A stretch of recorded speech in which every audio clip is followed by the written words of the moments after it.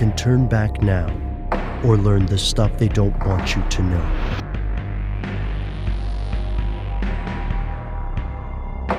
Here are the facts. In HBO's drama K Street, lobbyists are depicted as intermediates, connecting the powerful and packaging messages for the public. But lobbying is by no means a new profession.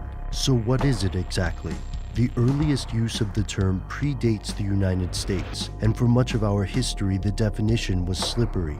Lobbyists have been required to register with the Office of the Clerk of the House of Representatives since 1876, but the act of lobbying dates back to the first session of Congress. It wasn't until the Lobbying Disclosure Act of 1995 and later amendments in 2007 that the government openly sought to define a professional lobbyist with 3 criteria. This was a necessary move because many of the professional representatives and consultants of DC's K Street avoid the L word, and the American public often disapproves of this group's role in the legislative process. At the most basic level, a lobbyist represents a client, usually a group of citizens, and petitions elected officials on this client's behalf. These clients or special interest groups may be trade organizations, individuals, corporations, and more. This petitioning can include lavish trips and dinners, campaign contributions, and, unfortunately, illegal activity. Today, lobbyists often have a bad connotation, and average voters on both sides of the aisle argue that their presence damages America's system of government. Lobbying groups often write the rules and laws that senators and representatives later present to Congress, and corporations spend tremendous amounts of money to make sure their preferred arrangements become U.S. law. To many voters, the solution is evident: ban lobbying. Unfortunately, it's not that simple. Here's where it gets crazy.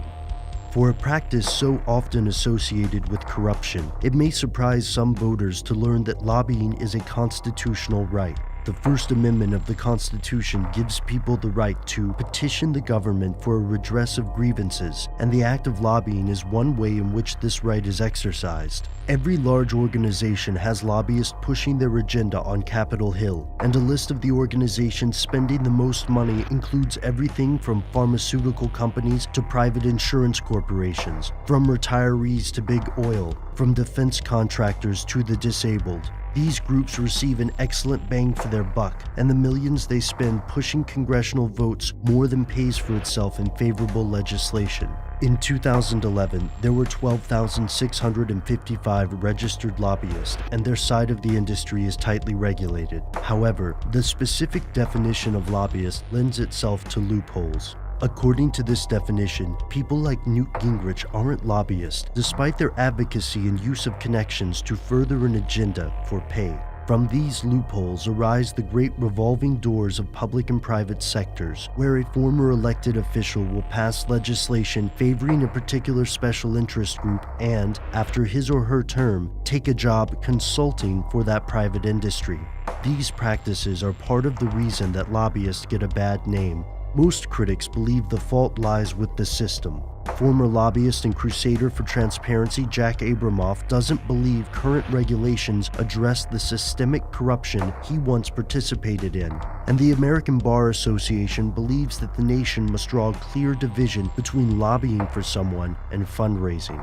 And perhaps that's the biggest problem. The laws are still unclear. At what point does a campaign contribution become a bribe? U.S. District Judge Myron H. Thompson publicly asked the Supreme Court to weigh in on the matter during the trial of former Alabama Governor Don Siegelman. But for the most part, lobbying continues to be the grease that lines the gears of American democracy. The Obama administration has taken steps to ban some practices, and growing numbers of voters seem aware of the danger lobbying can pose. One thing's for sure, the bills that U.S. senators and congressmen are passing into law are often not written by our elected officials, but by advocates paid to push a certain agenda. Are these advocates actually lobbyists? Usually, that's something they don't want you to know.